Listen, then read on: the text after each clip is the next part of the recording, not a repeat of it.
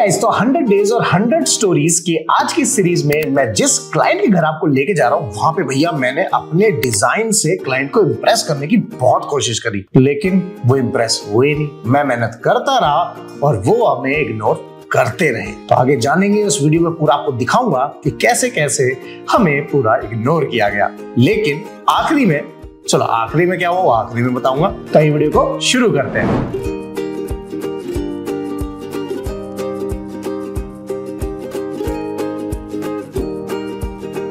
तो आइए चलते हैं वडोदरा की इस स्वीट फैमिली के घर में, जिसमें रहते हैं खयाति, धृति एंड मिस्टर सूरज जी। तो जब हम इनके घर पहुंचे तो इनकी घर की डिजाइनिंग तो ऑलमोस्ट कंप्लीट हो चुकी थी, लेकिन इनकी ये 6 प्रॉब्लम्स थी जो इनको घर पूरा करने में कहीं ना कहीं दिक्कत दे रही थी। तो क्या थी ये 6 प्रॉब्लम्स? तो पहले हम इन 6 प्रॉब्लम्स को जान लेते हैं, उसके बाद इसके सॉल्यूशन को one by one sort out करेंगे। तो जो इनके घर का लेआउट था वो दिखता है कुछ ऐसा। तो सबसे पहले बात करते हैं इनके किचन की।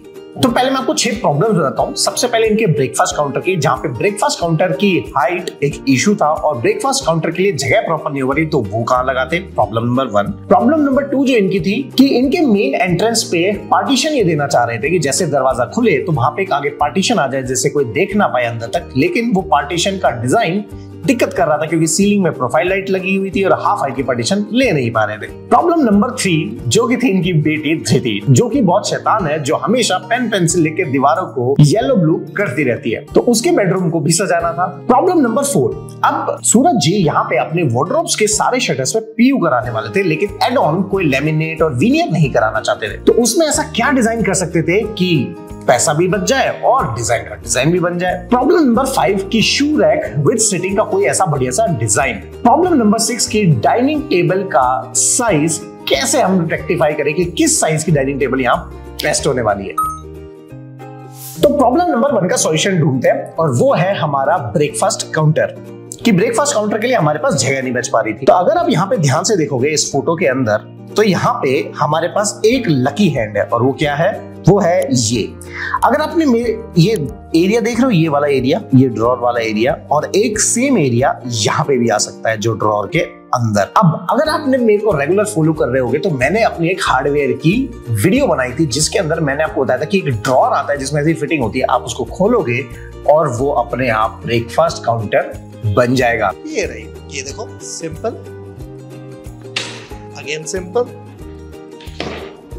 And this is your breakfast counter. इसको करेंगे हम थोड़ा सा पुश, ये गया नीचे, ये गया अंदर। तो ऐसे ही हम वो ड्रॉर सिस्टम या तो इधर दे सकते हैं या इधर दे सकते हैं, मोस्ट प्रोबेबली यहां दिया जाएगा। ठीक है, तो ये तो हुआ प्रॉब्लम नंबर 1, क्या कि ब्रेकफास्ट काउंटर की लोकेशन जो जगह नहीं बन पा रही थी, वो कि मतलब पार्टी हुई तो अपना ब्रेकफास्ट काउंटर बन गया, पार्टी नहीं हुई तो ब्रेकफास्ट काउंटर को बंद कर दिया गया। अब आता है सेकंड ऑप्शन की जो हमारी ये हाइट है, यस, ये जो है ये बहुत ही कम थी और उनका मन था ब्रेकफास्ट काउंटर पे एक लाइट देने का, लेकिन लाइट लगाने के बाद जो ये गैप था, ये गैप ज्यादा बच ही नहीं पा रहा था। तो अब यहाँ पे हमने एक साइकोलॉजी के साथ प्ले किया। वो क्या कि जैसे यहाँ पे एक ब्रेकफास्ट काउंटर बन के आता है, इस ब्रेकफास्ट काउंटर पे हम क्या करेंगे, इस साइड में मैंने क्या सीखा अपनी वीडियोस में, किसी भी चीज की अगर हाइट बढ़ानी है तो उसमें ऐसा डिजाइन डालो जिसमें सीधी सीधी लाइंस आ जाए, और किसी चीज की अगर विड्थ ज्यादा बढ़ानी हो तो ऐसा डिजाइन करो जो पूरा हॉरिजॉन्टल दिखाई दे। एग्जांपल के तौर पे अगर आप ये वॉल देख रहे हो, इधर ये जो वॉल बनी हुई है, अगर इस वॉल के अंदर मैं कोई भी ऐसा डिजाइन डालूं जिसमें ऐसे लंबे लंबे पैनल्स आ जाएं, तो ये वर्टिकल दिख रहा है। लेकिन वहीं अगर इसमें मैंने एक भी ब्लॉक हॉरिजॉन्टल डाल दिया तो अब मेरी जो हाइट है वो अपने आप छोटी हो जाएगी। तो मैंने क्या किया, मैंने सजेस्ट किया कि यहाँ पे आप एक ऐसा प्लैंक डालो जिस प्लैंक के नीचे से यहाँ पे कई सारे लूवर्स आ जाएंगे, और वो दिखे कैसे वो अब आपको दिखाता हूं। अब आता है नेक्स्ट इनकी प्रॉब्लम, वो थी पार्टीशन। तो जैसा कि अब आप इस फोटो में देख पा रहे होंगे, तो जैसे दरवाजा खोल के हम अंदर घुसते हैं तो हमें दूर तक का ड्राइंग रूम के ऊपर कौन बैठा है, क्या कर रहा है, वो सारी चीज दिखाई दे रही है, अब चाहे वो डिलीवरी बॉय है या कुछ भी है। तब इनके पास इनका डिजाइन तो रेडी था, लेकिन वो डिजाइन भी मैं आपको दिखा देता हूँ वो क्या था। तो अब वो जो पार्टीशन था वो इस हाइट तक आना था, लेकिन अगर फुल हाइट लेके जा रहे हैं तो यहाँ पे इनकी प्रोफाइल लाइट रन कर दी है, जिसकी वजह से पार्टीशन उसमें हट रहा था और प्रोफाइल लाइट जो सीधी सीधी चल रही थी वो ब्रेक हो जा रही थी। जैसे कि जो इनका डिजाइन था वो था, तब ये जो अगर डिजाइन देखेंगे तो इसमें सी थ्रू तो फिर भी हो रहा है, तो इस पार्टीशन का कोई खास मकसद हुआ नहीं। अगर इस पार्टीशन को ऊपर तक लेके जा रहे हैं, मतलब कि इसमें और भी ब्लॉक्स ऐड कर देंगे, अगर इसमें मैं और भी ऐसे डिजाइन ऐड कर दूं तो गड़बड़ क्या होगा कि ये हमें और भरा हुआ दिखाई देगा। सी, तो अगर ऐसे और भरा हुआ दिखाई देगा तो वो भी कंजेस्टेड फील हो जाएगा। तो इसके लिए मैंने जो डिजाइन यहाँ पे सजेस्ट किया वो किया ये। अब क्या हुआ, जो ऊपर सीलिंग में से प्रोफाइल लाइट जा रही है वो डिस्टर्ब भी नहीं होगी, फुल हाइट भी जाएगा। एग्जाम्पल के तौर पे मेरी जो प्रोफाइल लाइट आ रही है वो अब इजीली यहां से पास हो जाएगी और ये किसी को डिस्टर्ब नहीं करेगा, ऑड भी नहीं लगेगा। दूसरा, ये अपने ही एक्सिस पे रोटेट कर सकता है, मतलब कि जब अगर एज पार्टीशन, मतलब अगर कोई गेस्ट आ रहा है या कुछ आ रहे हैं और आप पार्टीशन चाहते हो तो उसको सीधा कर दो, नॉर्मल घर में हो तो उसको वर्टिकली कर दो। कैसे, वो भी दिखा देता हूं, क्योंकि ये चीज 360 डिग्री रोटेट हो सकती है। एग्जांपल के तौर पे ये फोटो देख रहे हो, तो अगर इसके बॉटम में देखोगे तो इसको हम पूरा रोटेट कर सकते हैं। तो अगर मैं मेन डोर पे खड़ा हूं, सामने की तरफ देख रहा हूं, और अगर ये ऐसे हैं तो पार्टीशन हो गए, लेकिन अगर सीधा कर दिया तो सी थ्रू दिख रहा है, जिससे कि हमें रूम भरा भरा नहीं लगेगा और रूम बड़ा दिखाई देगा। अब जो नेक्स्ट प्रॉब्लम थी हमारी वो थी भैया धृति, मतलब कि पॉइंट ये था कि उसके हाथ में जैसे ही पेन आ जाता है उसके अंदर का लियोनार्डो दा विंची बाहर आ जाता है और वो दीवारों को एक पेपर की तरह रंग देती है। तो यहाँ इनका डिजाइन स्ट्रेटजी था जो अगेन मुझे भी बहुत अच्छा लगा, जो कि था ये। तो मैंने बस क्या किया, यहाँ पे मटेरियल चेंज कर दिया। तो बेसिकली ये सारी चीज बन के आने वाली थी वॉलपेपर में, और पेपर जो है वो साफ नहीं हो सकता, वॉलपेपर को साफ करने जाएंगे तो दिक्कत आ जाएगी। तो मैंने यहाँ पे सजेस्ट किया विनाइल। बेसिकली आप बड़े बड़े होर्डिंग्स देख रहे हो, जो विनाइल स्टिकर्स होते हैं जो लग के आते हैं, वो विनाइल हमने बेसिकली यहाँ पे हमने बोला कि यही सेम चीज आप विनाइल पे प्रिंट करा लो। आप इसके ऊपर वो कुछ भी लिखे, पेन से, कैरियन से, अब जो भी XYZ मटेरियल आता है, बस परमानेंट मार्कर नहीं है, वो तो कहीं से भी नहीं छूटेगा। तो वो अगर यहाँ पे डालोगे विनाइल से तो आप इसके ऊपर कुछ भी बच्चा करेगा वो कोई दिक्कत नहीं। और सही बात है ना यार, बच्चे की क्रिएटिविटी रुकनी भी नहीं चाहिए। अब आता है वार्डरोब का डिजाइन, मतलब कि वार्डरोब पे प्लेन PU होने वाला है, तो लेमिनेट नहीं डाल सकते, मतलब डिजाइन नहीं होगा, कोई और कलर नहीं कर सकते, प्लेन रखना है। तो यहाँ पे जो हमने सजेस्ट किया वो था ग्रूव के साथ प्ले करना, कि वार्डरोब तो रखो लेकिन उसके अंदर ग्रूव रखना। लेकिन एक अब जो बता रहा हूं ध्यान से सुनना, अदरवाइज नहीं तो गलती हो सकती है। तो पहले जो ग्रूव के डिजाइन थे वो देख लेते हैं। ये देख रहे हो, ये ग्रूव्स है, सी, ये देखो ये भी ग्रूव्स है। तो हम अपने हिसाब से ग्रूव डाल सकते हैं, और यही जो है ये हैंडल बन जाएंगे, जो C प्रोफाइल या J प्रोफाइल जो आती है उसके हैंडल होते हैं। लेकिन जो ध्यान रखने वाली चीज है वो ये कि आपको हमेशा जो ग्रूव लेना है वो या तो वो पहले नंबर वाला लेना है या बिल्कुल आखिरी नंबर वाला लेना है। रीजन भी कि जब ये A नंबर वाला ग्रूव लेंगे, मैं मार्क करके दिखा देता हूं, ये ना हो कि कुछ गलत हो जाए, ये वाला ज्यादा प्रेफरेबल है, ये वाला ज्यादा प्रेफरेबल है। रीजन कि कल को अगर डस्ट क्लियर करनी होगी तो इसमें उंगली जो है वो आसानी से घुस जाएगी, या कपड़ा जो है आसानी से घुस जाएगा और आप इजीली साफ कर पाओगे। अदरवाइज तो इस वाले ग्रूव में आपकी जो उंगली है वो ज्यादा ढंग से जा नहीं पाएगी, जबकि ये भी यू ग्रूव ही है, लेकिन ये बाहर से चौड़ा है और अंदर जाके थोड़ा सा पतला हो जाता है। तो प्रेफरेबली तो इस पे जाओ, और अगर जो भी लो तो एक चीज का ध्यान रखना कि ग्रूव जो है वो ज्यादा डीप ना हो, और अगर डीप है तो उसकी विड्थ चौड़ी होनी चाहिए, जिससे कि फिंगर इजीली इंसर्ट हो सके। क्योंकि भैया एट द एंड जो घर की सफाई वो करनी तो लेडीज को ही है, तो हमेशा मेंटेनेंस फ्री घर को जरूर रखना। इसलिए मैंने एक वीडियो बनाई हुई है जिसमें मैंने पूरे मेंटेनेंस फ्री प्रोडक्ट भी बताए हैं।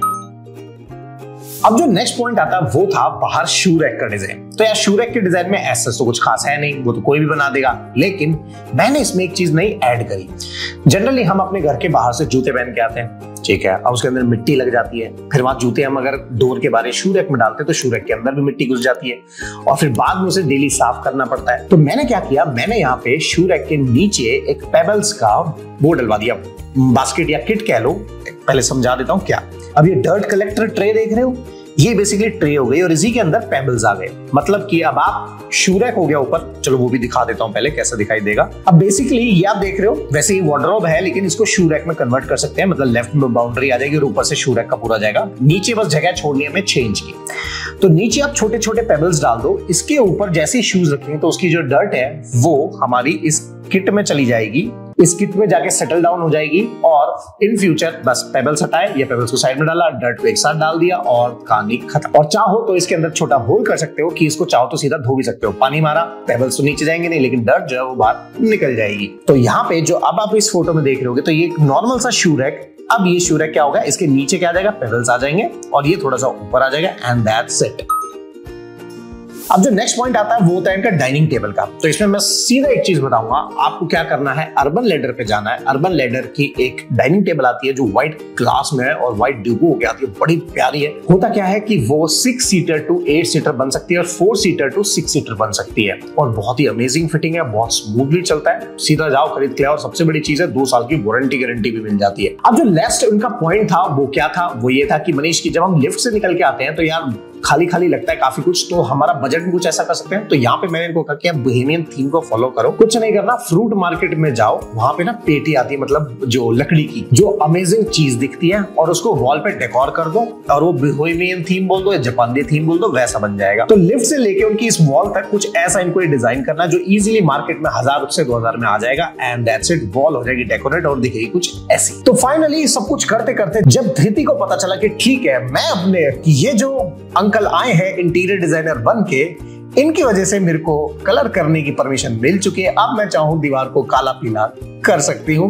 तो यहाँ पे जो धृति है वो हो जाती है हमसे थोड़ा सा impress, not so much but somehow थोड़ा सा इम्प्रेस। तब देखते हैं क्लाइंट का क्या कहना है। आई फील वेरी हैप्पी क्योंकि जो हम कर रहे थे मुझे लगता है कि उसमें कुछ एलिवेट ही हुआ है। हमारा जो माइंडसेट एक था, हमने जो हमारे घर का जो इमेज सेट किया था, तो मुझे लगता है कि इंटीरियर कोच ने हम आके एक स्टेप और मतलब इन्हांस हुआ है। हम जो भी अब होने वाला है शायद वो एलिवेट ही होगा, तो काफ़ी अच्छा, आई एम वेरी हैप्पी। अच्छे लगते हैं, काफ़ी इंफॉर्मेशन मिल जाती है और जब से ये इंटीरियर का स्टार्ट किया है तब से तो बहुत देखे और बहुत हमें इंफॉर्मेशन मिली है उससे। काफ़ी अच्छा है क्योंकि अब तक मैंने जो देखा है कि घर में सिर्फ थोड़ा मोटा फर्नीचर ऐसे रख के हम चला लेते थे। अभी क्या है कि एक प्रॉपर आप किसी के घर में एंटर हो तो एंट्री से लेके पूरा घर का उनका एक पर्सनालिटी विजुलाइज होती है घर में, और वो सब एक अच्छे इंटीरियर डिज़ाइनर के थ्रू हमें मिल सकता है। हम अपना जो सपनों का घर होता है, सबको जो एक इमेज होती है कि घर किसको कैसा चाहिए, वो हम ये इंटीरियर डिज़ाइनिंग के थ्रू कर सकते हैं। और काफ़ी अभी तो नॉर्मल कोई अपना घर रखना नहीं चाहता, सबको एक अपना फील देना होता है, एक टच देना होता है।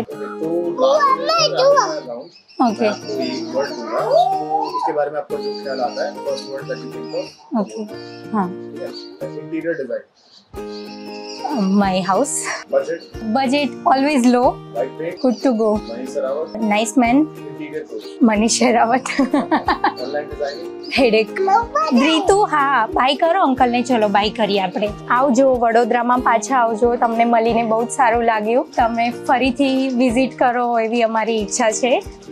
गुड बाय एंड आप जो भी जर्नी के लिए निकले हो उसमें आप 110% सक्सेसफुल हो, आपको और भी अच्छी प्रोग्रेस होती रहे, वही हम आपको विश देते हैं। ओके, बाय, आवजो। तो गाइस, यहाँ पे हमने एक प्रॉब्लम को और सॉल्व किया और वो थी यहाँ के सीपेज की प्रॉब्लम। मतलब कि इतने सारे मार्केट में इतने सारे प्रोडक्ट हैं, तो हम यूज कौन सा करेंगे पता कैसे चलेगा। तो यहाँ पे आपको यूज करना है एलिफेंट शील्ड का लिक्विड रबर। बेसिकली होता क्या है, जब ये मटेरियल आता है तो होता लिक्विड है और सूखने के बाद ये बन जाता है एकदम रबर, जो 950% तक स्ट्रेच भी हो सकता है। तो वाटर प्रूफिंग के लिए जितने भी, आप सबसे बड़ी खासियत क्या है, ये आप वॉल पे लगाओ, फ्लोर में लगाओ, कंक्रीट पे लगा दो, मेटल पे लगा दो, किसी पे भी लगाओ। तो वाटर प्रूफिंग का जो रेवोल्यूशनरी प्रोडक्ट है वो एलिफेंट शील्ड, और उसके ऊपर पूरी डिटेल वीडियो में ऑलरेडी बनाई है। Do check it out. Till then subscribe, like and share. तो वडोदरा की इस यादगार लम्हे को अपने साथ लेके हम निकल चलते हैं आगे अपने अगले क्लाइंट से मिलने, जो की है एक स्टूडेंट्स कम इंटीरियर डिजाइनर्स और जो कि रहते हैं सूरत में। गाइस, आपको ये वीडियो पसंद आएगा, वीडियो को लाइक करना, चैनल को सब्सक्राइब करना। अब कुछ जरूरी अनाउंसमेंट। अगस्त में हम ईस्ट की तरफ आ रहे हैं, जिसका रूट चार्ट है ये, और ईस्ट में हम अपनी ये साइट विजिट करने जा रहे हैं, लेकिन ये सारी साइट विजिट पेड होंगी। इस चीज का ध्यान रखना, ज्यादा अमाउंट नहीं रखा, हल्का फुल्का अमाउंट रखा है। दूसरा, अगर आपके यहाँ कोई आर्किटेक्ट, इंजीनियर, सिविल इंजीनियर है तो उनको बोलो, कोर्सेज आ चुके हैं, अपलोड हो चुके हैं, उनको बाय करें और अपनी स्किल्स को हाई करें, और उन्हें हायर भी हम ही कर लेंगे। उसका लिंक भी नीचे है। Till then, goodbye and take care.